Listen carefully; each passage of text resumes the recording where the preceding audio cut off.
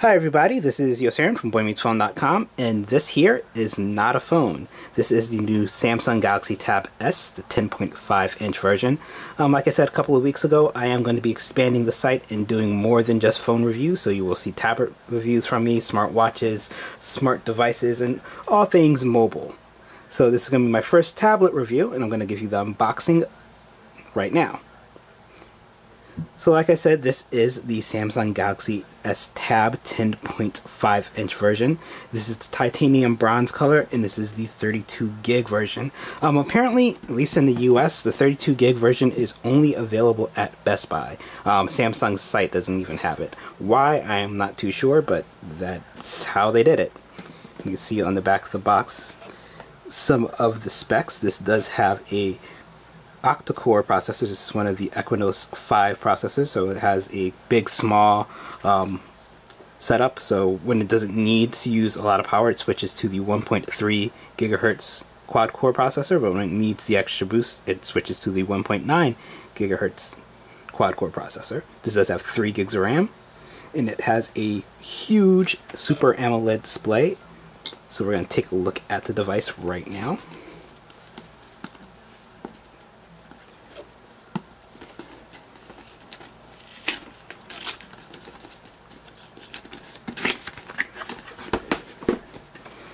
Come back and focus, and here we are.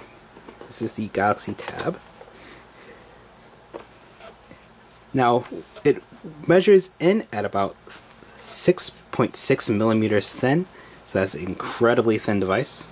Open it up here. It says about the thickness of 6 credit cards, so of course I am going to be stacking it up against some credit cards to see how that is. But it does feel rather thin. It's a really thin and light device, especially for something that's a 10.5-inch tablet. You can see what else is in the device. Oh, sorry, in the box. So we just have the USB cable. This is a standard USB 2 cable. This does not use USB 3.0 like the Galaxy S5. We have our quick start stuff. Wait for that to come back into focus. Yep, our quick start guide. And then we have our wall charger. You can see this is a 2 amp wall charger. So it's the same wall charger, actually, same exact wall charger you'll find with the Galaxy S5. I don't think there's anything else in the box. Yep. So we're going to set this up and give you my first impressions. Alright, so after an initial setup and a quick first update, we have the Galaxy Tab S 10.5. So we're going to do a quick hardware tour first. Up top, we have a IR blaster. We have our volume rocker and power key. On this side, we have a 3.5mm headphone jack, as well as a speaker grill. There are dual speakers on this device, so there's a speaker on that side and a speaker on this side. There's also a micro SD card slot. It supports up to 128 gigs of micro SD storage. We also have a USB 2.0 port. And on the bottom here we have a pinhole for the microphone. Switching over to the back. It does have the same textured back as the Galaxy S5.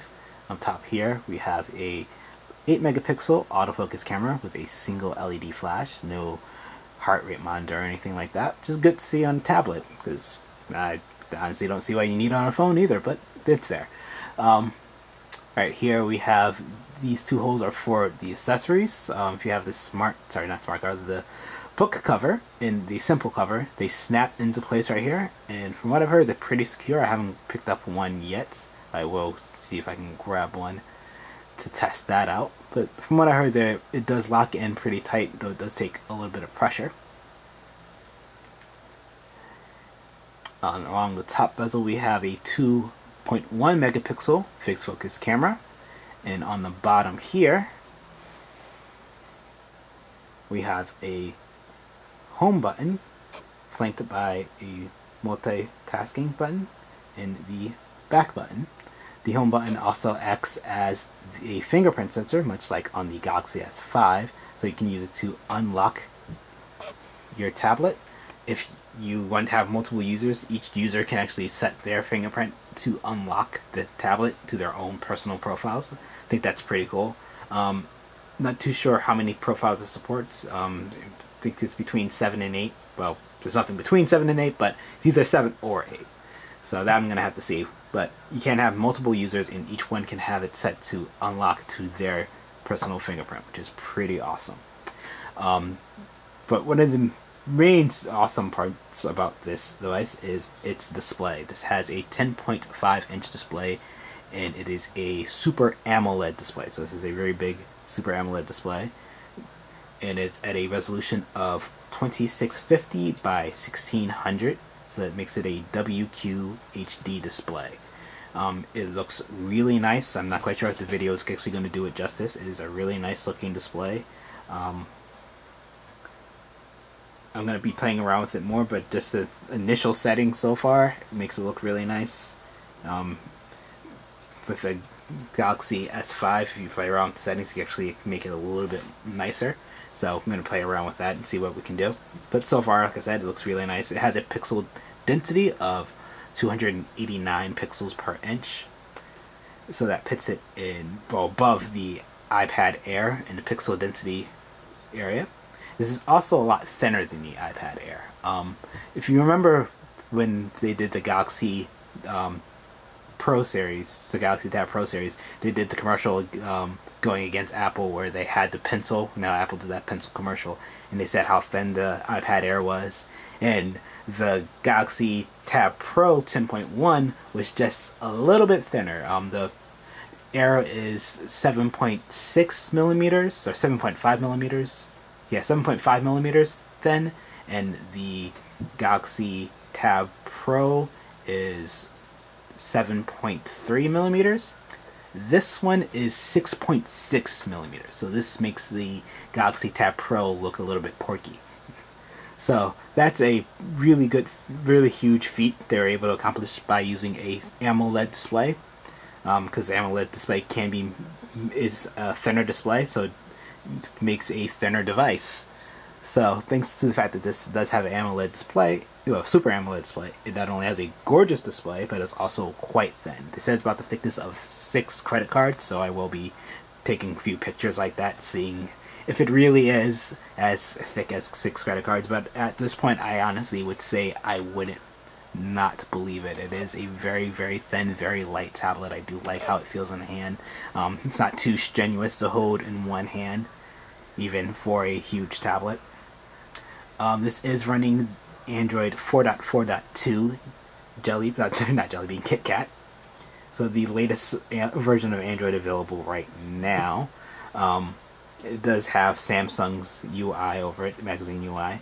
So far it does seem to be running quite fluidly, but then again I haven't really bogged it down with too many apps being open, so we are going to be putting it to its paces in the next week.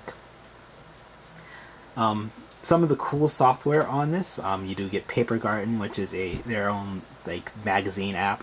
So I'm interested to see how that looks. But if you have a Galaxy S5, this can be linked to your Galaxy S5, so you can actually control your Galaxy S5 on the tablet. You also can receive your calls and text messages on the tablet. So we're going to see how that all works, and if it actually works as advertised. So I'm interested to see how that goes.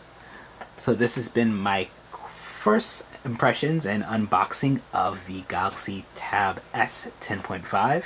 Look for my full review in the coming weeks. Make sure you head over to boymeetsphone.com to keep up with the latest ongoings on my site.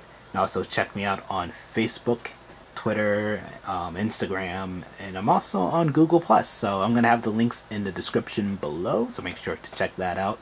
And follow me there to keep up with what I'm doing. I always put up pictures from reviews and things like that, and things that I don't normally put up on the site. So it's always good to follow me there. You never know what I'm going to be doing. I could be giving away something, so make sure to follow me there, and also to subscribe to the YouTube channel to keep up with my latest tech videos. So this has been Yosirin from boymeetsphone.com. Thanks for watching.